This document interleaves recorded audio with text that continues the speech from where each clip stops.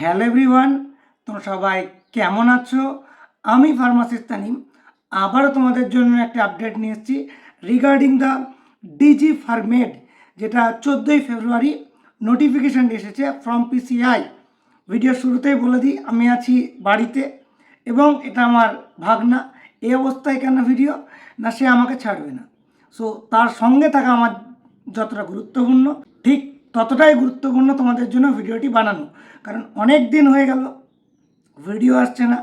অনেকে কোশ্চেন করেছো DG format নিয়ে, বিশেষ করে স্টুডেন্ট লগ ইন নিয়ে। তাদের উদ্দেশ্যে আমি বলবো আজকে এই বিষয়ে বিস্তারিত আলোচনা হবে।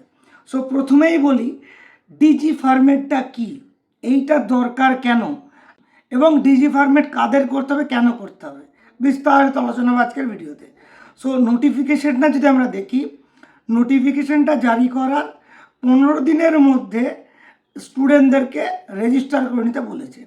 আমার প্রশ্ন পিসিআইকে, ডিজি ফরম্যাটটা আপনি যে করাচ্ছেন খুব ভালো কথা, এক্সিটের পরীক্ষাটা কবে হবে? এক্সিট পরীক্ষাটা কবে হবে? জিপ্যাডের স্কলারশিপ যারা জিপ্যাড ক্র্যাক করেছে তারা কবে পাবে? সেই সমস্ত কিছু নেই। ইনাদের শুধু ডিজি ফরম্যাট অনলাইন প্ল্যাটফর্ম, এবং এই রকম করে হ্যারাসমেন্ট করছে। ক্লিয়ার কোনো ইনস্ট্রাকশন নাই, স্টেপ বাই স্টেপ প্রসেসের মানে ভিডিও কোথায়, স্টেপ বাই স্টেপ প্রসেসের নোটিফিকেশন কোথায়? এগুলি পিসিআর উচিত ইমিডিয়েট বেসে জারি করা ডিজি ফরম্যাট সম্বন্ধিত বিস্তারিত তথ্য।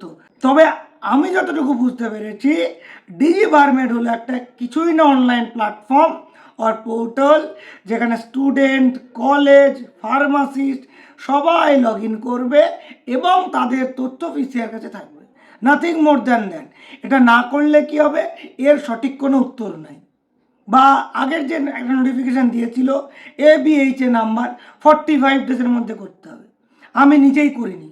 যে ওনারা তো না করলে কি হবে আর করলে কি হবে বেনিফিট, কোনো কিছুই ক্লিয়ার কিছু বলছেন। কেন বলছেন আমি জানি না। যাই হোক, এই বিস্তারিত তথ্য নিয়ে এবং স্টেপ বাই স্টেপ প্রসেস নিয়ে খুব তাড়াতাড়ি আমার একটা ভিডিও আসছে। Stay tuned the pharmacist Tanim.